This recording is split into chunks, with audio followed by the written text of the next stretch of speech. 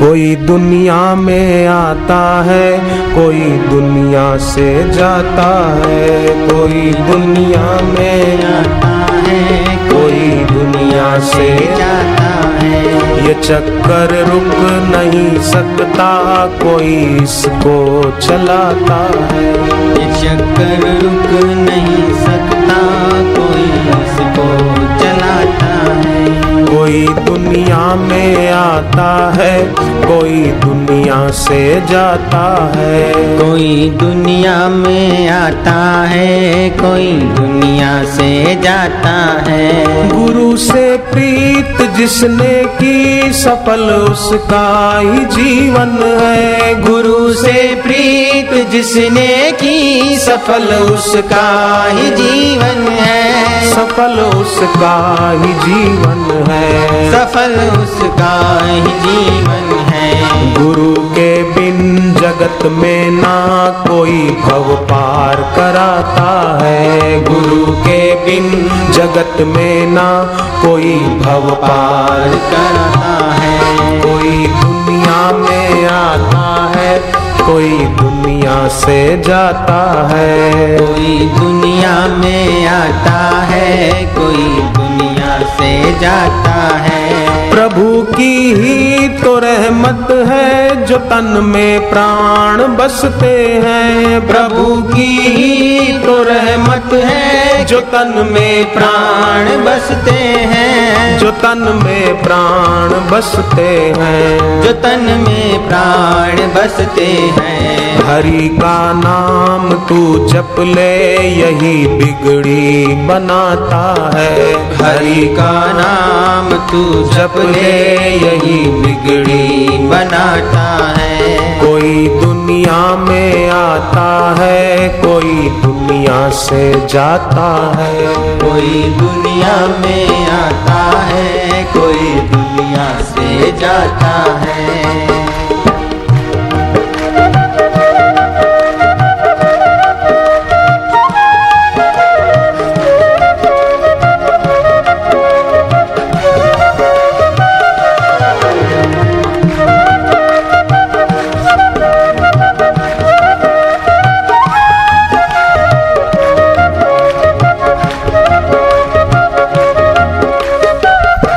गुरु के द्वार पे जो है, नहीं कहीं और मिलता है। गुरु के द्वार पे जो है, नहीं कहीं और मिलता है। गुरु के द्वार पे जो है, नहीं कहीं और मिलता है। गुरु के द्वार पे जो है, नहीं कहीं और मिलता है।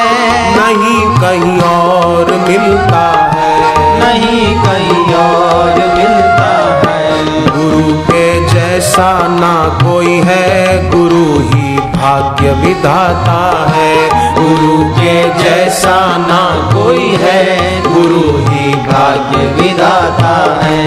कोई दुनिया में आता है, कोई दुनिया से जाता है। कोई दुनिया में आता है, कोई दुनिया से जाता है।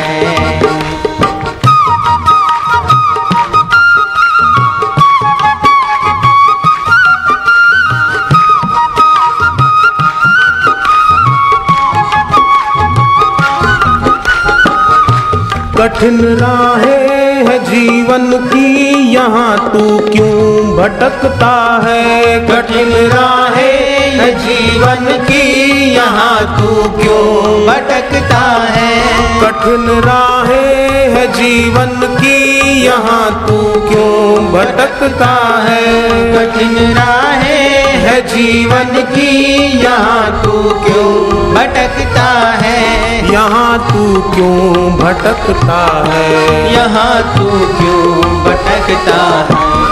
गुरु के द्वार पे आ जा, तू क्यों मुश्किल बढ़ाता है। गुरु के द्वार पे आ जा, तू क्यों मुश्किल बढ़ाता है। गुरु के द्वार पे आजा, तू क्यों मुश्किल बढ़ाता है। गुरु के द्वार पे आजा, तू क्यों मुश्किल बढ़ाता है।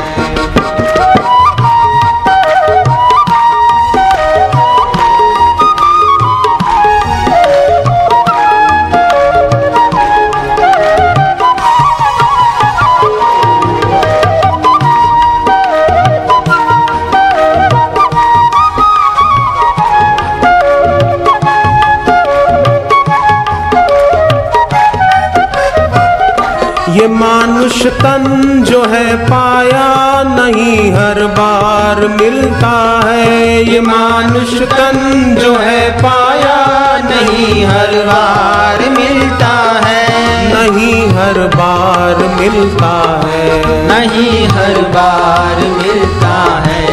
पाया है जो ये अवसर, उसे तू क्यों गंवाता है। पाया है जो ये अवसर, उसे तू क्यों गंवाता है। कोई दुनिया में आता है, कोई दुनिया से जाता है। कोई दुनिया में आता है, कोई दुनिया से जाता है। ये चक्कर रुक नहीं सकता, कोई उसको चलाता है। ये चक्कर रुक नहीं सकता, कोई इसको चलाता है। भलाई कर भला होगा, बुराई कर बुरा होगा।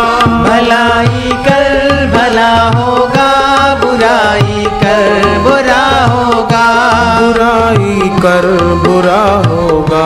बुराई कर बुरा होगा। जो जैसा बीज बोता है, वो वैसा ही फल पाता है। जो जैसा बीज बोता है, वो वैसा ही फल पाता है। कोई दुनिया में आता है, कोई दुनिया से जाता है। कोई दुनिया में आता है, कोई दुनिया से जाता है। तो दुनिया से कोई आता है, कोई जाता है। बड़भागी वो है जो खाली हाथ नहीं जाता। देखो, गुरु से जो संपदा मिलती है ना ज्ञान की, वही संपदा है। बाकी सब दिखती संपदा है, पर है विपदा। उसका उपयोग करना चाहिए यथा योग्य, कमाना चाहिए। धन कमाने के लिए वेदों ने मना नहीं किए, पैसा कमाओ।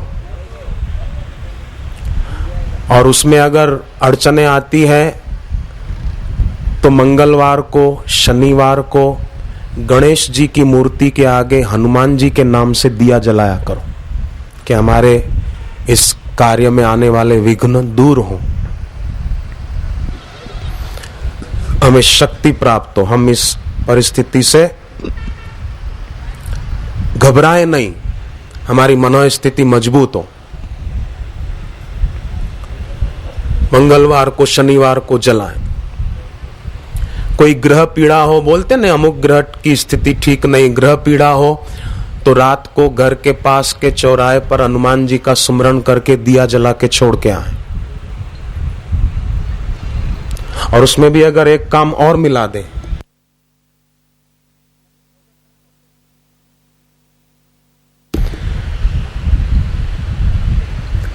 जैसे आश्रम में जाते हैं तो आश्रम में वट वृक्ष की परिक्रमा करते हैं, तो वहां भी अगर दिया जलाया जाए गुरुदेव का, हनुमान जी का सुमरन करते हुए, तो भी नारद पुराण में लिखा है कि दीप प्रज्वलित करने वाले के कष्ट दूर होने में, कटने में उसको मदद मिलती है।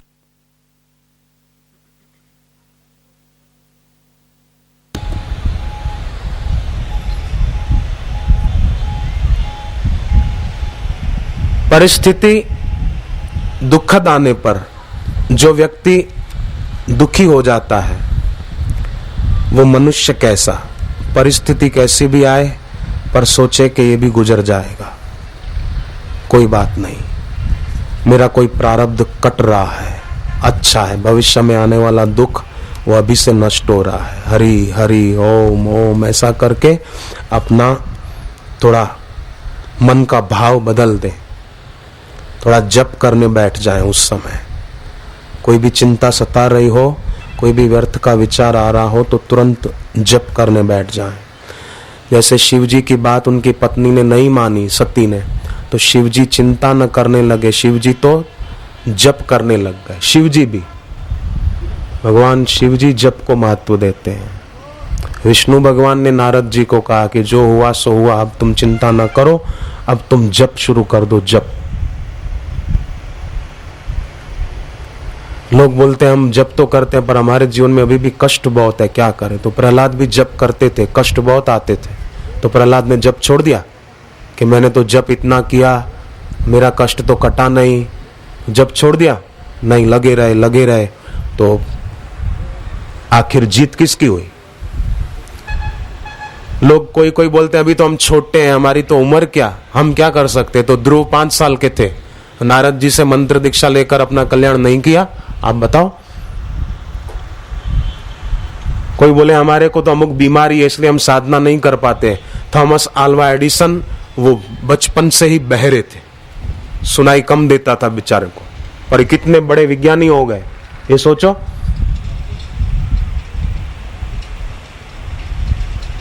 एक बड़ी प्रसिद्ध नर्तकी, मैं नाम भूल रहा हूं, उसके दोनों पैर नकली थे, काष्ठ के थे, और वो बड़ी प्रसिद्ध नर्तकी हो गई।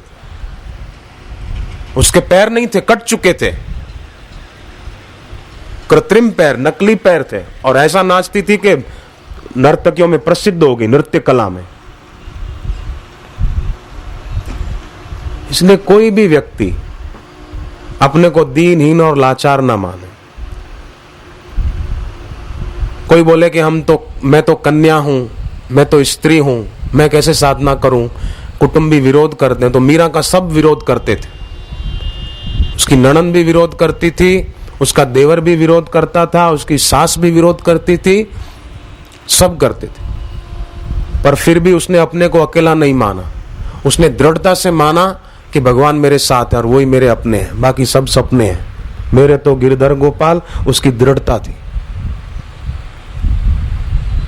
कोई बोले कि मैं गरीब हूं, साधना तो करना चाहता हूं पर नहीं कर पाता, गरीबी बहुत है, आर्थिक समस्या बनी रहती है। तो विवेकानंद के जीवन में कितनी गरीबी थी।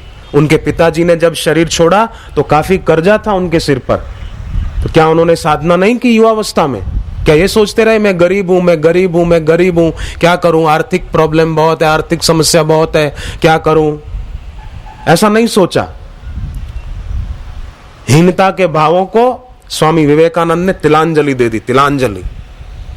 और ऐसी कठिन साधना की, ऐसी तपस्या की गुरुद्वार पर जाकर, रामकृष्ण के चरणों में जाकर, के विश्व प्रसिद्ध महान संत हो गए स्वामी विवेकानंद।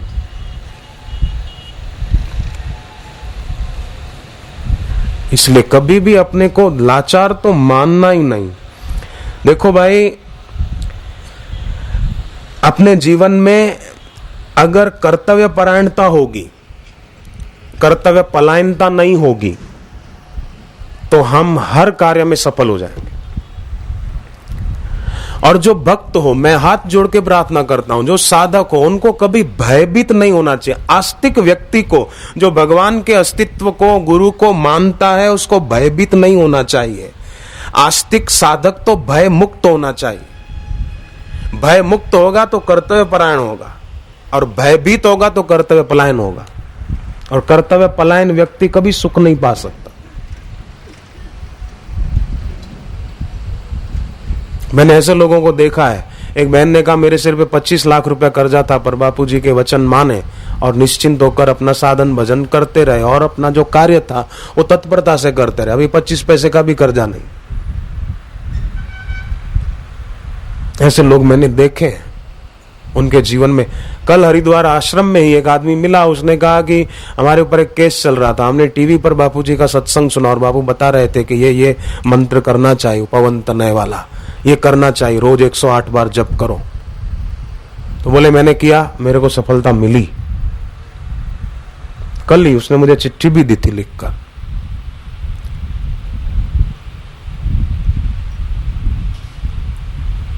परिस्थिति दुखद आने पर घबरा जाना और भयभीत हो जाना, ये समझो मुसीबतों को और आमंत्रित करने के समान है। इसलिए हम उसको आमंत्रित न करें। हम तो गुरु ज्ञान को, गुरु कृपा को, गुरु भक्ति को आमंत्रित करें। बस अपने आप परिणाम बढ़िया आता जाएगा, बढ़िया आता जाएगा। अभी कुछ क्षणों के लिए फिर थोड़ा सा ओमकार का गुंजन करेंगे और अपने मन को भगवान में, गुरु में लगाते जाएंगे। हरि ओम।